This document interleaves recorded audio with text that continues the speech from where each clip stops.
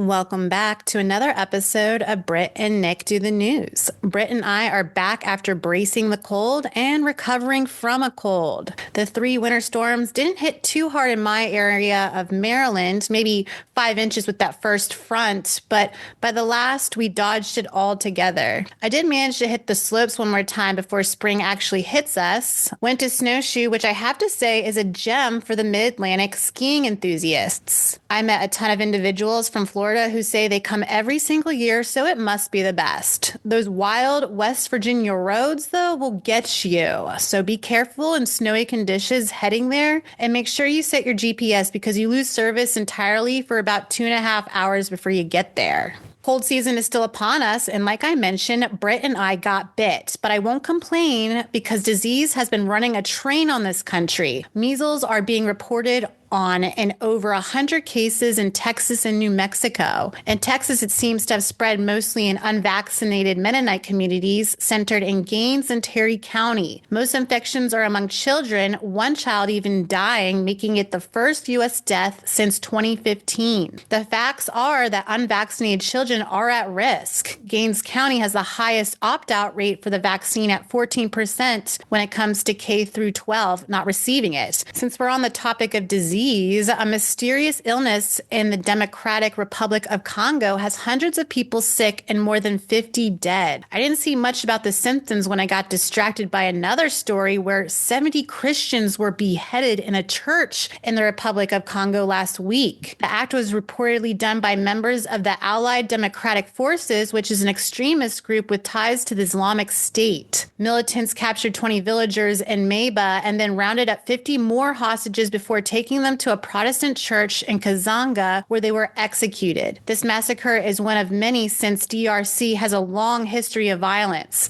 At least 355 Christians were killed in 2024 and 261 in 2023, while over the past 2 decades has resulted in 6 million deaths. Wow. Big numbers there. Very sad to hear. There's a lot of disease running rampant. But it's not just in mold spores and germs. Sometimes diseases can find themselves in the form of a human being. In this case, Elon Musk. Yes, Elon Musk, he's been dismantling quite a few programs. In fact, he accidentally ridded a Pennsylvania program that helps minorly developmentally delayed kids, high school grads, transition to after grad life with additional prep and assistance, only because the program had the word transition in there. So he's a little bit Control-Alt-Delete, and he kind of needs to be reading up a little bit more on the facts themselves. Not only that, but he keeps using the R word with frequency. Yeah, and the disability advocates, they say that he needs to stop. Elon consistently uses this term as a jeer towards people that he disagrees with. This word appeared in the 1960s as a medical term, but as we all know, it kind of grew into a cruel insult. Rosas Law made intellectual disability the correct terminology in federal language. But it's not even just the fact that he uses the word against his opponents. It's the fact that he himself has a disability. He has told several people that he has Asperger's syndrome, which is on the autism spectrum. So which are you? For the R word or against? If you potentially may indeed be one yourself? Local to me, he recently affected the VA hospitals in Durham and the VA coastal healthcare system in Fayetteville as ordered by Musk's Department of Government Efficiency. It is currently not clear on how many people were fired or what their job titles exactly were, but Congresswoman Valerie Foushee had this to say: the Trump administration's recent move to indiscriminately terminate federal employees at our VA is reckless and will hurt our veterans, service members, and their families. The dedicated civil servants at the Durham VA healthcare system work tirelessly each and every day to deliver essential healthcare, conduct critical research, and provide invaluable services to our veteran community in the central and eastern North Carolina. And This mass firing undermines our sacred promise to our service members and the core mission of the VA itself. He's making a whole mess of things. And according to the new list, the DOG has defunded, and I'll just name a few because I would sit and talk for the whole show if I mentioned all of them. But a few that have been defunded or at least partially defunded are the Department of Education, the U.S. Agency for International Development, Department of Defense, National Institute of Health, Department of Homeland Security, Environmental Protection Agency, Department of Health and Human Services, General Services Administration, Office of Personnel Management, Department of Agriculture, Department of Commerce, Department of Housing and Urban Development, also known as HUD, Department of Treasury, Department of Labor, the FDA, the DOJ, the SSA, the DOS, the VA, Small Business Administration, the DOT, the FTC, which is Federal Trade Commission, DOE Energy, National Labor Relations Board, and the U.S. Fish and Wildlife Services, just to name a few.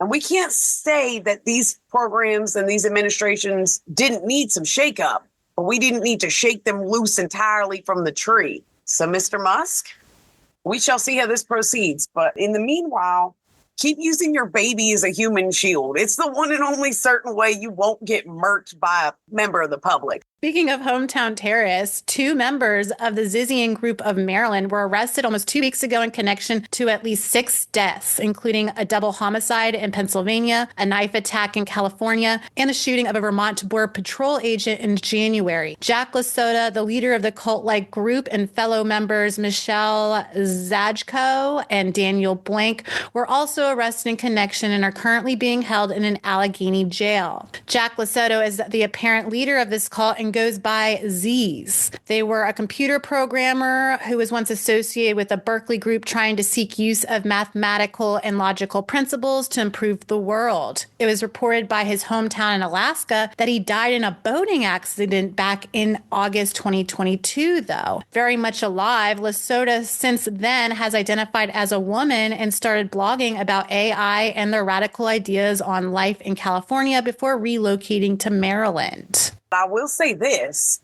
he's over in Allegheny County, which is like one of our, other than Garrett, it's our furthest, most western county. So like you just be out in the middle of nowhere, sir. Mm-hmm. That's what he's used to, I guess. If you up hanging in Vermont or Alaska, it's middle of nowhere territory. So that's probably where he just feels most comfortable. I mean, just the idea of cults still existing. Haven't we seen enough documentaries that kind of deter the public? Don't join a cult, and then this is what exactly a cult is if you want to join, which, I mean, at this point, I feel like everyone should be opting out, right? Why is this still a thing? No clue. But honestly, there's more than just folks opting out of a cult. There's a lot of store closings going on, and they are opting out of sales. Yes. It's sad to hear it, but in 2025, there's a lot of stores closing or partial closings. Joann Fabrics, that's all stores. Big Lots as well, they're all going. Party City, now I know they're overpriced as I don't know what, but dang, that was one of my favies. They are all going out too. Billabong, Quicksilver, and Volcom, apparently all stores as well. They'll still continue to sell items online, but the actual storefronts will be no longer. Dollar Tree, that's only a partial, 30 stores closing. Family Dollar, 370 stores closing. Walgreens, 500. Kohl's, I'm not a huge fan, but I still am a little sad that 27 stores are finna go. Advanced Auto Parts, 700 stores. Where are we going to? O'Reilly's instead?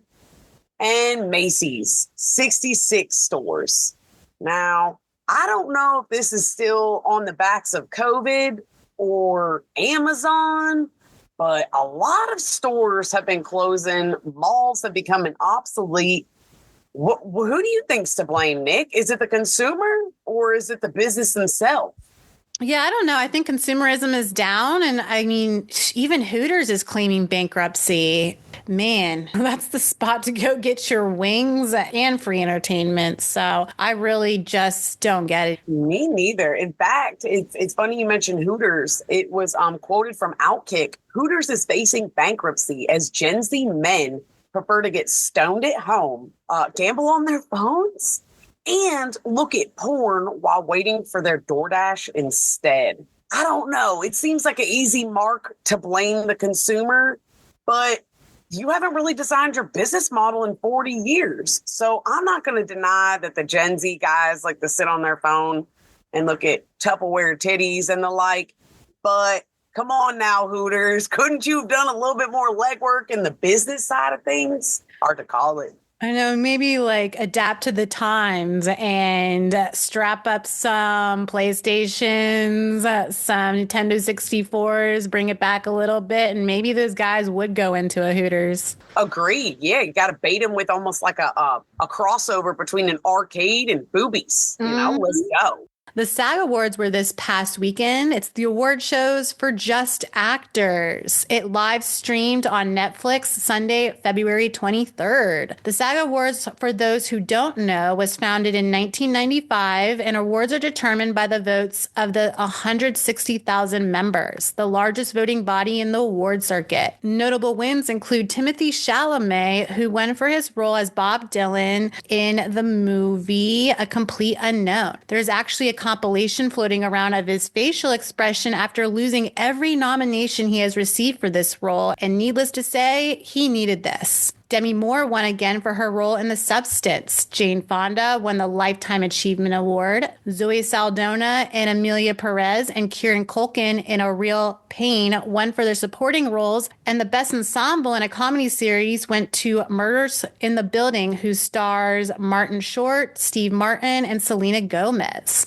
Conclave won for the Cast in a Motion Picture, as well as the Shogun cast winning 3 awards for TV drama, including Ensemble, Drama Actor, and Drama Actress. If I've learned anything from this award circuit that we've covered, people really should catch Conclave, The Substance, Amelia Perez, and start watching Shogun. That Shogun has continually been a winner year after year, so it must be a good show. A show I'm excited is back is the 3rd season of White Lotus. It takes place this time in Thailand at a wellness resort. Well, of course, the beginning episode serves as a precursor of violence to set the stage for the build-up to the climax in the following episodes. Michael White, the creator, was actually a contestant in 2018 on Survivor, and even has 2 of his alums starring in the season as hotel guests dining at dinner. We've got Natalie Cole and Carl Bourdois. Hey, that's pretty cool. I didn't realize that he was on Survivor. So that's really dipping your toes in all sorts of things. That's pretty cool. Good for him. Because White Lotus has been super popular. I've never personally viewed it, but my family, all my sisters, my mom, they love it. Another show that everyone should catch is going to be featured in March on Peacock. It is a documentary about Matthew Perry called Matthew Perry, A Hollywood Tragedy. And Matthew Perry was given apparently 27 shots of ketamine in his final days. Matthew had written a 2022 bestseller, a memoir of his life called Friends, Lovers, and the Big Terrible Thing. In this book, he revealed his addiction to drugs and alcohol, but also seemed to imply that the worst was behind him. So we were rooting for him, but Matthew Perry was 54 years old when he died from a ketamine overdose on October 28th in 2023. The documentary goes into Matthew's final months and days before he drowned in his hot tub after using the dissociative drug ketamine. The resulting criminal investigation led to 5 arrests, which include 2 physicians, an alleged drug dealer, and Perry's live-in assistant. The 2 docs, Dr. Salvador Plasencia, which is Spanish for placenta, just as an FYI, administered the drug to Perry in a parking lot and also referred to Matthew Perry as a moron in text messages. The other doc is dubbed the Ketamine Queen, real name Jasmine Sanka, who allegedly provided Mr. Perry's fatal dose, though she has not pled guilty to such. Sanka and Plasencia head to court on March 4th, 2025, so not too long, they'll have their day in court. Whereas the other 3, Dr. Mark Chavez, Perry's assistant Kenneth Awamasa, and an acquaintance, Eric Fleming, all pleaded guilty and are working with prosecutors. They are awaiting sentencing, which is due up in April 2025 and May 2025. So whether you were a Friends sitcom fan or not, this type of stuff is very interesting. It's crazy to see how the rich and famous, even with all their money and all their awareness, they could still be fooled and kind of fall into some devious clutches. I mean, they were charging him astronomical amounts of money. For 20 vials of ketamine, they charged him $55,000 for something that traditionally would only be worth $12 a vial. So they were really money grubby and scandalous. And unfortunately, someone died because of it. Yes, Britt. And as you mentioned, Matthew Perry received 27 doses in his final days, that being within 3 days. So this was excessive amounts. They should not have been administered to any patient in this amount of volume. And so these criminals should be charged kind of like drug dealers would be charged. So hopefully justice is served. We're speaking of Matthew Perry, but most recently we did have another death that kind of hits close to home for us. It's true. Michelle Trachtenberg has recently been declared as deceased at only the young age of 39. She was born in 1985. As y'all know, Nick and I were born in 1987. So we grew up with her. We saw her on all the shows when we were younger, all the movies, Harriet the Spy, Pete and Pete, Gossip Girl, Buffy the Vampire Slayer. She was it. And apparently she was very level-headed and a real one, according to many posts that people were making after discovering her passing. Yeah, this one, like you said, Nick, this hits really close to home. When you know that someone is very young, they still have a lot of potential in front of them. It's just very devastating. And I feel like it just gets you a little nervous when you hear about people dying, in this case, sort of unknown reasons. There's a lot of speculation surrounding it. But I do know she did have a liver transplant and was having some issues with such. Either way, you just hear about somebody still what I would consider in their youth passing on. And it's just very, very frightening. So prayers and love extended to all of her close family and friends. Very, very sorry for her passing, but we'll always remember her in Ice Princess. I love that movie. It was so good. I wasn't much of an ice skater myself. Now I can get up and go around, but man, that had me in the feels. Yeah, Kim Cattrall starred in that movie with her, and she even made a post just kind of giving her word out there to Michelle. And also Rosie O'Donnell. She jumped in there as well. They worked together on Harriet the Spy, and Rosie had mentioned that Michelle had been struggling these past couple years, which makes me speculate with what. She got a liver transplant, so then my mind automatically goes to maybe there was some substance abuse that caused the need for a new liver. But again, we don't know, and it's just human nature to speculate and want to know what happened. Yeah, another speculation of a recent death is in the passing of Gene Hackman, his wife, and their shared dog. That's so crazy. What happened? I know he's elderly, but for all three of them to show up deceased, was it carbon monoxide poisoning? Was it a suicide, Pat? I have no idea. They said there was no foul play, and the man is 95. But the weird thing is each one of the members, if you include the dog, were found in separate parts of the home. And it was unknown whether the cops were called for a wellness check or why they even showed up on the premise. But yes, everyone was found deceased. And there is going to be an investigation because obviously it does raise alarms of what actually went down in that house. Yeah, that's terrifying. I mean, I'm glad to know that he lived a long life. You know, unlike Michelle, he was very elderly, but it still just draws a lot of people to the idea of what's going on. Let's shift it around to the weather. No major weather to report. The temperatures are up, but everybody do not roll out your spring wardrobe because this is what they like to call false spring. That's right. Temperatures will be dropping again next week. So brace yourself. But the skies are clear and hopefully clear enough that February 28th, we can catch a glimpse of the planet parade. That's right. For the last time until 2040, we can catch all the planets aligning in the sky. In similar space news, about a week ago, NASA warned us that asteroid 2024 YR4 could hit Earth in 2032 and that 100 million people are living in a risk zone where if struck by the asteroid would be 500 times more powerful than an atomic bomb. But a few days ago, they lowered the probability that the asteroid would never hit, so I guess we can disregard the threat. Yeah, and another one is more like it. How many times have they said or claimed that an asteroid was going to come hurtling towards the Earth and blow us all up? And yet still, here we sit. Lots of other stuff's getting blown up, but not the Earth. And if it did, it won't be from an asteroid. Yeah, I mean, the continuous threat of asteroids. I'm like, Musk, get out of the government and go back to the space station and make some spaceship that will blow up any asteroid that's even threatening our lives. Like, maybe do that.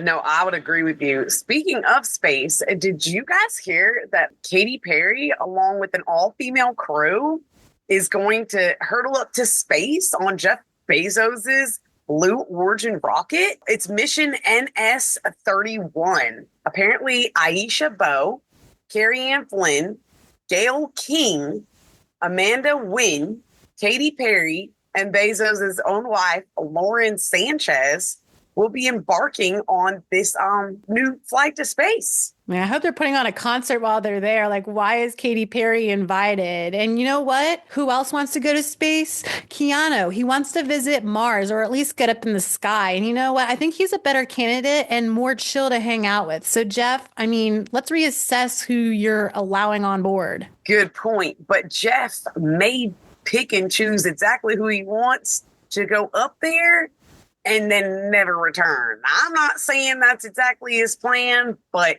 I feel like they're keeping Keanu safe. Wonder why. Because he's a gem, a freaking legend. Without question, he is everything, an icon. All right, now let's move it to a segment where we'll call it Did You Know It or Did You Not? I'm going to kick it off, and basically it's just a spitfire round of the hottest news stories from the past week or two, and hopefully we'll tell you things you didn't know, because that's the point of the show. All right, 87 reported plane crashes this year alone, according to the National Transportation Safety Board. January saw the highest number of incidents with 62. I did not know that exact fact, but I could have gleaned a guess. Womp womp. But did you know that the pleated chef's caps are called a toque? And they have 100 folds for a reason. The pleats are used to signify the level of the chef's experience, like the number of ways the cook knows how to prepare eggs. So pretty cool. Did you know that Coca-Cola produces $2 billion worth of cocaine a year? That's right. There's a chemical facility in Maywood, New Jersey that processes up to 500 metric tons of cocoa leaves annually. The operation is ran by the Stephen Company, where they produce a decainized flavoring agent while extracting the pure cocaine and selling it to pharmaceutical companies for medical use. I didn't know it, but yeah, I did. So, of course. In other food-related news, did you guys know that M&M's is named after Mars and Murray? That's right. Forrest Mars' son and Bruce Murray, he's the son of the Hershey's Prez.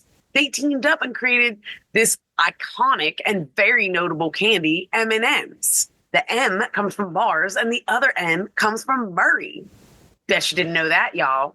No, I did not know. Have you heard that $2 million worth of Nikes have been stolen over the past year in train heists? That's right. The latest theft was on January 13th, where they stole 1,985 pairs worth close to $500,000. Authorities have arrested 11 individuals in connection after tracking down some of these shoes. Wowzer. Now, 1,000 pairs of shoes isn't a small number, but to hear the money number associated, that's kind of dang wild.